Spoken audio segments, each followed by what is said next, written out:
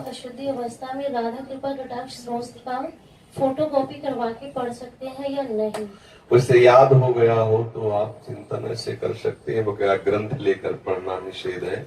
तो 3 दिन पवित्र दशा में भगवत चिंतन कर सकती है, जो पाठ याद है उसको सुमिरन कर सकती है। माला लेना, ठाकुर सेवा करना, रसोई बनाना, ग्रंथ पढ़ना, ये गृहस्थ धर्म में जो माता बहनें 3 दिन अपवित्र रहती हैं नहीं करना चाहिए। ऐसी शास्त्र मर्यादा है। फिर जैसा ठाकुर जी प्रेरित करें, शास्त्र मर्यादा है, ऐसा नहीं करना चाहिए।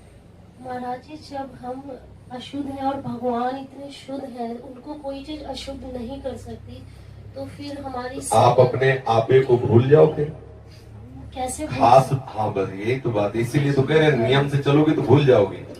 नियम से चलोगी, बनाई हुई मर्यादा से चलोगी तो शरीर भान भूल जाओगी।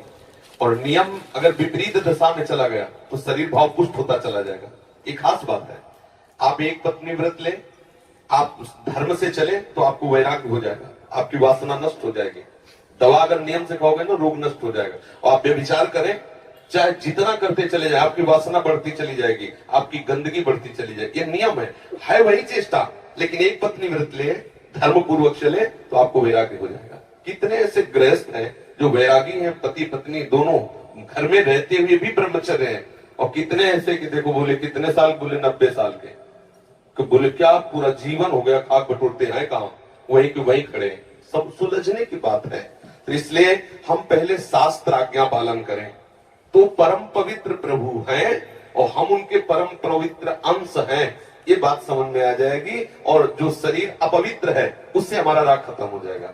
अभी शरीर अपवित्र है, शरीर अपवित्र है तो हमारा भाव भी अपवित्र है, क्योंकि हम शरीर से युक्त हैं। आप कभी ये मानती हो कि मेरा शरीर अपवित्र हुआ, मैं नहीं?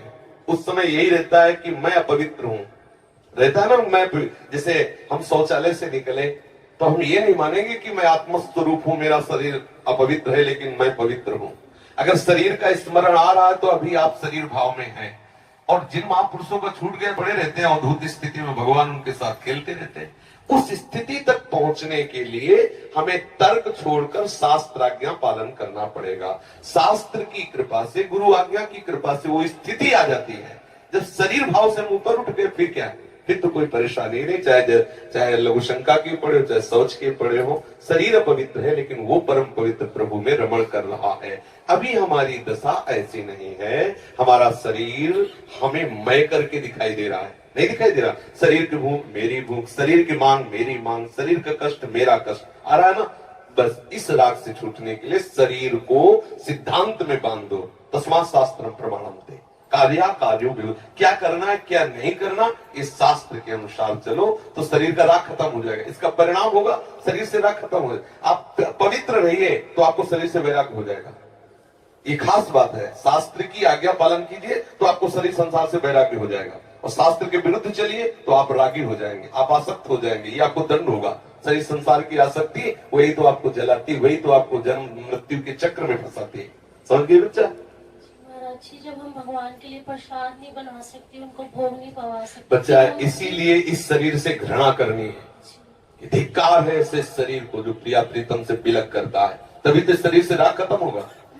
ये अपवित्र शरीर जो हमें प्रभु के सेवा से छुटवा दे, ऐसे शरीर से क्या राग करना। धीरे धीरे शरीर के प्रति हे भाव हो जाए। जन्म मृत्यु जरा व्याधि दुख दोषानुदर्शनम, भगवान ने गीता जी में कहा, शरीर के प्रति हे भाव होने लगता है। क्या मलमूत्र का भांड है, छोड़ो इससे राग। धीरे धीरे धीरे वो अपने स्वरूप में स्थित हो जाए। अभी इतना ममत्व है शरीर में, कोई ऐसे छू ले तो एकदम ऐसा नहीं होता। तुमने हमें ऐसा कितना अपना मैं पर है। अगर हम ठीक सिद्धांत से चलेंगे तो हम बहुत जल्दी लाभ प्राप्त कर लेंगे। जहां हमारी स्थिति है हम बात उसी स्थिति की करें तो हम बहुत जल्दी आगे बढ़ जाए। होता क्या, हम लोग बात करते हैं छत की, अभी बिल्कुल 100 हाथ गड्ढे में खड़े हैं। बात ये है, शरीर से हमारा संबंध बहुत घनिष्ठ हो चुका है। इतना हो चुका है कि शरीर से हम संबंध किए, ये शब्द भी गलत है। मैं ही शरीर हूं ऐसा है। आप देख लो, कभी दर्पण में तिलक लगाते समय सोचा कि शरीर के मस्तक पर तिलक रचना कर रहे हैं? नहीं, मेरा तिलक कैसा है यही तो आएगा ना। मेरा रूप कैसा है, मैं ठीक लग रही हूं, लग रहा हूं, ऐसी बातें आएंगी नहीं आएंगी। तो इसका मतलब शरीर राग है। शरीर राग हटाने के लिए शास्त्रीय सिद्धांत स्वीकार करना होगा। जिस समय माता बहनें अपवित्र होती हैं, उस समय वो जो भी भोग बनाती है वो शास्त्र के अनुसार कह रहा हूं कि जो ब्रह्म हत्या देवराजेंद्र को लगी थी, उसी के 4 विभाग किए गए थे। पहला विभाग स्त्री को दिया गया था और उसके साथ वरदान भी दिया गया था कि उसी अवस्था के अंतर्गत वो जब सृजन क्रिया में जाएगी तो संतानोत्पत्ति की सामर्थ्य उसको प्राप्त हो जाएगी। पृथ्वी ऊषर भूमि, जो ऊषर भूमि है, ये वो ब्रह्म हत्या का एक भाग, उसको वरदान दिया गया था, चाहे जितना गड्ढा खोद दिया जाए अपने आप भर जाएगा समय पे। वृक्ष की गोंद जो निकलती है वो ब्रह्म हत्या, और उसको वरदान दिया काटने पर भी पुनः आप हरे भरे हो जाओगे, मतलब समय आने पर आप वृक्ष रूप धारण करो। और जल में फेन बुदबुदा काई, ये ब्रह्म हत्या के 4 भाग के। और जल को आशीर्वाद दिया गया कि कभी भी कहीं भी पवित्रता होगी तो आप उसमें सम्मिलित होगे, जल छिड़को, आचमन करो, जल के द्वारा पवित्रता। ऐसा 4 वरदान भी उनको अलग अलग दिए गए और उनके लिए विधान भी किया गया है। देवराज इंद्र को जब ब्रह्म हत्या लगी थी तो शास्त्र में मर्यादा चली आ रही है, अगर इसका हम पालन करेंगे तो शरीर से वैराग्य हो जाए। जैसे अब जो बच्चे वैराग्य ले लिए हैं, भले वो स्त्री शरीर में है, अब उनके लिए नियम खत्म हो गया कि वो 3 दिन अपवित्र रहेंगे तो छुएंगे नहीं, क्योंकि अब खत्म संसार के भोग राग, संसार का क्रम खत्म। अब वो वैरागी, अब वो 8 पैर प्रभु की सेवा में लगे हैं। पर अपने गृहस्थ धर्म से है, शरीर सुख की कामना से है, शरीर का हम प्रयोग कर रहे हैं अपने इंद्रिय सुख के लिए, तो आप पवित्रता धारण करो जिससे तुम्हारा ये राग नष्ट हो जाएगा।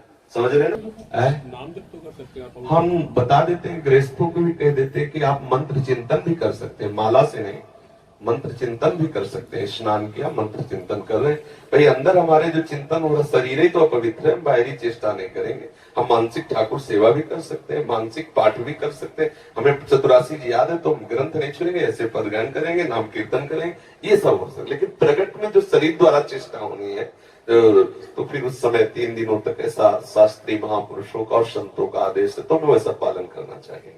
अवस्था में शरणागति मंत्र ले सकते हैं और नहीं ले सकते? हाँ, शरणागत मंत्र के लिए वैसे हमने बताया है कि शौचालय में और बाथरूम में हम मंत्र न जपे, पवित्र हो करके आचमन आदि करके फिर मंत्र जप करें। और जैसे हम अपवित्र दशा में जैसे ट्रेन आदि में यात्रा करते हैं, अब सोच गए उन्हीं कपड़ों से उन्हीं पास, फिर नाम जप करें, मंत्र जप न करें। मंत्र में थोड़ी पवित्रता की आवश्यकता है, नाम जप करें। जब हम पवित्र हो तब मंत्र जप करें, और अगर आप पवित्र हैं तो हर समय फिर जप सकते हैं, केवल शौचालय और लक्षण का छोड़कर। दिनचर्या में अपने जैसे रसोई पकाते हुए घर के काम, बिल्कुल बिल्कुल मंत्र जप सकते हैं। मानसिक हाँ, चलते फिरते बिल्कुल कर सकते हैं, बिल्कुल कर सकते हैं, उत्तम बात है।